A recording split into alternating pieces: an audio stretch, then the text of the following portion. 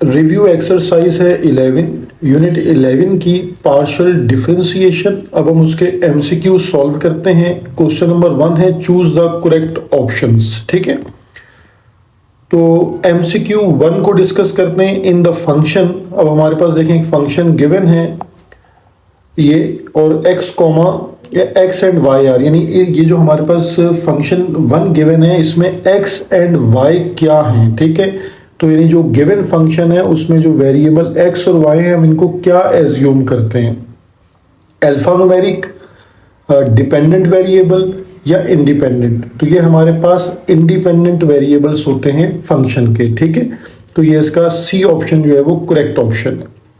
अब हमारे पास एमसीक्यू 2 है। एमसीक्यू 2 में अगेन एक फंक्शन है और फंक्शन के साथ हमें देन 1,5 पर इस फंक्शन को इवेल्युएट करना है। तो जो गिवन फंक्शन है हमारे पास, हम इसमें वैल्यूज को पुट करके अपने राइट ऑप्शन को चेक कर लेंगे।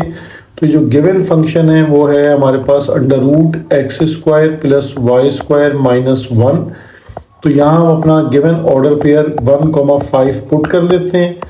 तो यहाँ 1 स्क्वायर हो जाएगा plus y means 5 square minus 1। तो -1 + 1 कैंसिल हो जाएगा, तो 5 स्क्वायर यानी 25, यहाँ स्क्वायर से रूट कैंसिल कर लें तो जस्ट 5 आंसर आ जाएगा।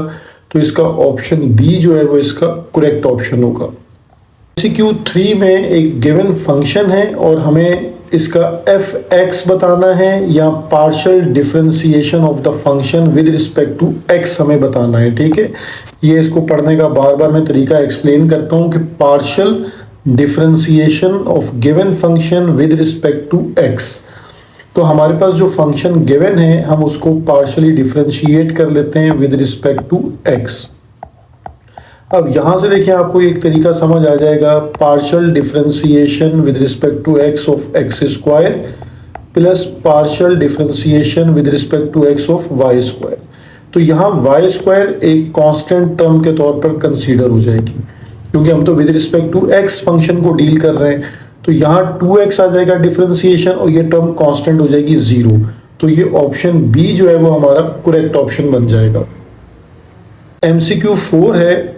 अगेन हमें एक फंक्शन को डिफरेंशिएट करना है विद रिस्पेक्ट टू y। ठीक है, तो जो हमारे पास फंक्शन है हम उसको लिख लेते हैं। फंक्शन हमारे पास है 1/x + y, और इस फंक्शन को हम ऐसे भी लिख सकते हैं x + y रेसिप्रोकल करके होल पावर है -1।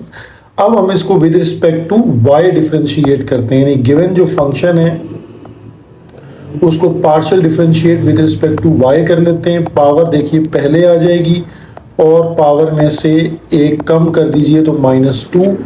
देन पार्शियल डिफरेंशिएशन हो जाएगी बेस की x + y।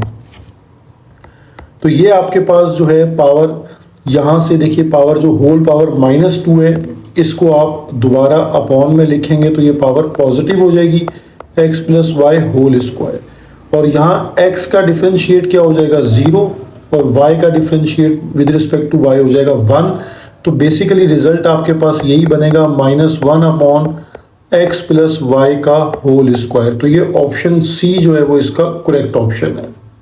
एमसीक्यू 5 है। The Euler theorem stated that. देखें इस यूलर जो थ्योरम है उसकी स्टेटमेंट तो अब आपको याद हो गई होगी।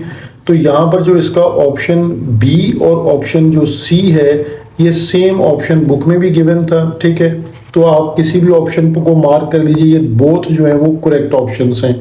दोनों ही जो है वो हमारे पास इसकी राइट फॉर्म्स लिखी हुई है। एमसीक्यू 6 है। The function of more than one independent variable. तो इसे मल्टी वेरिएट फंक्शन कहा जाता है जिसमें एक से ज़्यादा इंडिपेंडेंट फंक्शंस वेरिएबल्स यूज होते हैं। ठीक है, इसे मल्टी वेरिएट कहा जाता है। तो ये ऑप्शन सी जो है वो इसका करेक्ट ऑप्शन है। एमसीक्यू 7 में हमारे पास अगेन एक ऑर्डर पेयर है। हमने अपने फंक्शन को इस पर इवेल्युएट करना है तो हम अपने फंक्शन को इवेल्युएट कर लेते हैं। हमारे पास 1 0 1 इक्वल टू, यही हम वैल्यूज को सब्सिट्यूट कर लेते हैं 1³ y की जगह पर हमारे पास 0 है और z हमारे पास अगेन 1 है। तो देखिए -1 + 1 कैंसिल हो जाएगा तो यहाँ तो रिजल्ट आ रहा है 0। तो ऑप्शन सी जो है वो यहाँ पर करेक्ट ऑप्शन है। अब हमारे पास एमसीक्यू 8 है। एमसीक्यू 8 में हमारे पास जो गिवन फंक्शन है f x comma y cos y और e raise to power 3x। हमें एफ ऑफ एक्स बताना है, यानी विद रिस्पेक्ट टू एक्स हमने यहाँ पर पार्शियल डिफरेंशिएट करना है, ठीक है। तो ये जो कॉस वाई है ये तो इसका कोफिशिएंट है, इसको तो आप एज इट इज रखेंगे। तो कॉस वाई सिमिलर है। एक्सपोनेंशियल का देखिए डेरिवेटिव जो है वो एक दफ़ा तो आपको पता है एज इट इज आ जाता है, e raise to power 3x। Then आपको इस 3x का डेरिवेटिव लेना है, तो 3x का डेरिवेटिव क्या आएगा 3। तो यहां आपके पास 3 cos y e raise to power 3x, ठीक है। ये आपका ऑप्शन बी जो है वो करेक्ट ऑप्शन बनता है। MCQ 9 है। अगेन हमारे पास एक फंक्शन है और इस फंक्शन को हमने विद रिस्पेक्ट टू y जो है वो पार्शियल डिफरेंशिएशन इसकी बतानी है। तो 3x और e of y plus x cube और वाई स्क्वायर। तो partial differentiation with respect to y हम देख लेते हैं कि क्या बनेगी। देखिए यहाँ पर 3x जो है वो कोफिशिएंट हो गया क्योंकि हम विद रिस्पेक्ट टू y काम कर रहे हैं, तो 3x सिमिलर है और e ऑफ y का डिफरेंशिएट e ऑफ y ही रहता है, तो ये सिमिलर हो गया। प्लस एक्स क्यूब अगेन आपके पास कोफिशिएंट है यहाँ पर, ठीक है। इसको as it is similar pattern पे छोड़ दें और वाई स्क्वायर का डिफरेंशिएट आपको पता है क्या आ जाएगा 2y।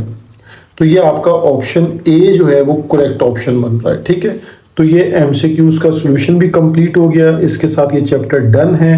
अब आपकी फीडबैक का मैं वेट करूंगा। आप इस चैप्टर के अकॉर्डिंगली फीडबैक दीजिए कि 11.1 11.2 और अब ये MCQs। ये आपके पास जो चैप्टर है ये लॉन्ग क्वेश्चन के लिए एक इम्पॉर्टेंट चैप्टर है, ठीक है। यहाँ यूलर थ्योरम का जो क्वेश्चन है ये लॉन्ग का फेवरेट क्वेश्चन है। तो यहाँ शॉर्ट और लॉन्ग और प्लस MCQs, तो इस चैप्टर की 2 एक्सरसाइजेज आपको 12 से ज़्यादा नंबर दे सकते हैं, ठीक है। तो इसके अकॉर्डिंग इस पर्सपेक्टिव को देखते हुए आप अपनी प्रैक्टिस बताइए और मुझे फीडबैक दीजिए कि आपको कॉन्सेप्ट्स क्लियर हुए हैं या कहीं कोई कंफ्यूजन अभी भी बाकी है। Thank you.